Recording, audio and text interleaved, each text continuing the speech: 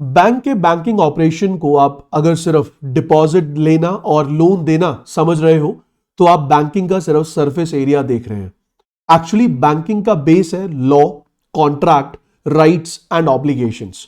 और आज हम समझेंगे सबसे फंडामेंटल रिलेशनशिप जब पैसा बैंक के पास जाता है, जब बैंक से पैसा बाहर आता है। दोनों ही सिचुएशन में लीगल रिलेशनशिप बिल्कुल उल्टा हो जाता है, बिल्कुल अलग हो जाता है। और आज का जो डिस्कशन है वो आपका बैंकिंग का परसेप्शन, बैंकिंग की अंडरस्टैंडिंग को बदल देगा। But before I start with the discussion, if you want to download the PDF of this particular session that is available on our Telegram channel, तो जल्दी से इस चैनल को ज्वाइन कर लीजिए और पीडीएफ को डाउनलोड कर लीजिए। तो आज का जो हमारा टॉपिक है वो है debtor creditor relationship as well as creditor debtor relationship, जिसमें बैंक और कस्टमर सेम है।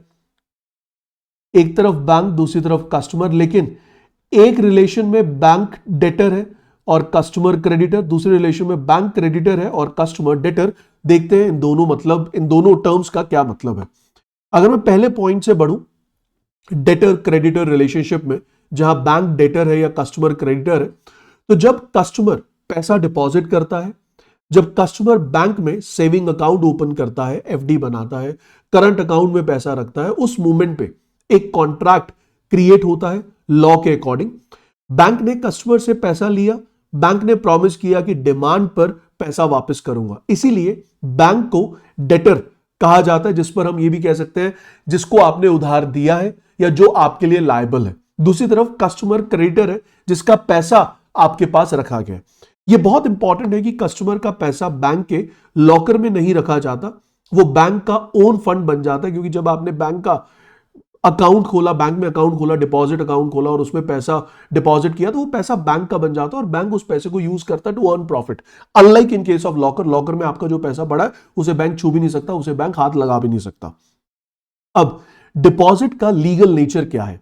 डिपॉजिट का मतलब बेलमेंट नहीं है, डिपॉजिट का मतलब ट्रस्टी या ट्रस्ट नहीं है, डिपॉजिट का मतलब है डेट। इसका मतलब है बैंक आपका वही एग्जैक्ट पैसा रिटर्न नहीं करेगा, बैंक सिर्फ इक्विवेलेंट अमाउंट रिटर्न नहीं करेगा। इसी वजह से बैंक अगर बैंकरप्ट हो जाए तो डिपॉजिटर लाइन में खड़ा होता है, डिपॉजिटर को कोई एसेट क्लेम नहीं कर सकता, इसीलिए डिपॉजिटर के ऊपर रिस्क आ जाता है। और इसी रिस्क को मद्देनजर रखते हुए हम आरबीआई के एक बहुत इंपॉर्टेंट फंक्शन की बात करते हैं, that RBI is responsible for ensuring the interest of the depositor, क्योंकि डिपॉजिटर ने अपने हार्ड अर्न मनी को बैंक के पास डिपॉजिट किया।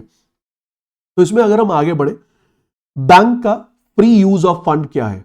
डिपॉजिट जो आपने बैंक के पास किया वो बैंक का फ्री यूज ऑफ फंड है, पैसा लीगली बैंक का हो जाता है। बैंक पूरी फ्रीडम के साथ उस पैसे को यूज करता है लोन देने के लिए, बिजनेस एक्सपैंड करने के लिए, गवर्नमेंट सिक्योरिटीज में इन्वेस्ट करने के लिए। और कस्टमर ये नहीं बोल सकता मेरा पैसा सिर्फ सेफ रखना, उसे यूज मत करना, क्योंकि बैंक का सिर्फ एक ऑब्लिगेशन है कि आपके डिमांड पर हम आपको पैसा वापस करेंगे। इस प्रिंसिपल के बिना बैंकिंग सिस्टम चल ही नहीं सकता, क्योंकि बैंक आपसे डिपॉजिट लेता है, उसी पैसे को लोन पे देता है और वहीं से कहीं ना कहीं बैंक अपने प्रॉफिट्स को क्रिएट करता है। दूसरे पॉइंट पे अगर मैं बढ़ूं फ्री ऑफ फंड्स के बाद, तो जो मेरे पास यहां पे दूसरा पॉइंट है वो क्या कहता है? वो कहता है कि रीपेमेंट सिर्फ डिमांड पर होगा। मतलब बैंक के ऊपर कोई ऑटोमेटिक ड्यूटी नहीं होती, बैंक को ये नहीं करना हर साल कस्टमर को पैसा वापस देना है या कस्टमर को रिमाइंड करवाना है। लीगल ड्यूटी तब आती है जब कस्टमर क्लियर डिमांड करता है, इसलिए लॉ कहता है a debt payable on demand is payable only when demanded. तो अगर आपका एक डिमांड डिपॉजिट है, जब आप डिमांड करेंगे तभी बैंक लायबल है टू पे, उससे पहले बैंक लायबल नहीं है उस पैसे को आपको वापस करने के लिए। तो यहां पे एक चीज आपको बहुत ध्यान से समझनी होगी, customer has to initiate the withdrawal, bank won't call up a depositor to return their money without being asked, proper demand in a proper form is need to be made. तो कस्टमर का जो demand है for repayment must be made in a specified manner. जो भी bank के norms हैं उन norms के तहत, जैसे कि आप चेक यूज करें या फिर विड्रॉल स्लिप लेके चले या डिमांड ड्राफ्ट इशू करवाएं या आप बैंक को ऑर्डर करें, तभी बैंक उस पैसे को विड्रॉ करेगा। उसके अलावा बैंक उस पैसे को विड्रॉ नहीं करता। अब ये proper demand in proper form legally क्या है? हर डिमांड लीगल नहीं होती।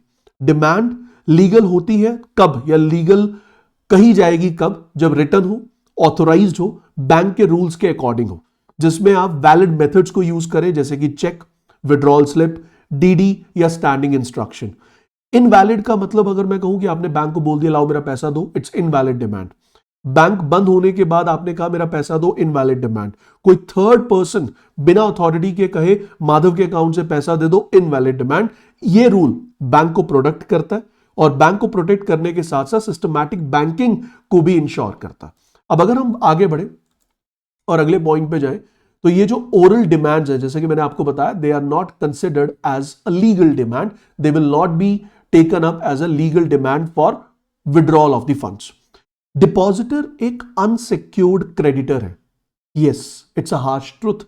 डिपॉजिटर बैंक से कोई सिक्योरिटी नहीं लेता, बैंक की प्रॉपर्टी पर कोई चार्ज नहीं होता, इसीलिए डिपॉजिटर को अनसिक्योर्ड क्रेडिटर कहा जाता है। बस बैंक या मैं कहूं आरबीआई जो एक फैसिलिटी प्रोवाइड करता है जो कि यूनिफॉर्म है, that is depositor insurance of 5 lakh rupees per individual per bank. Government mechanism इसमें प्री डिफाइंड है।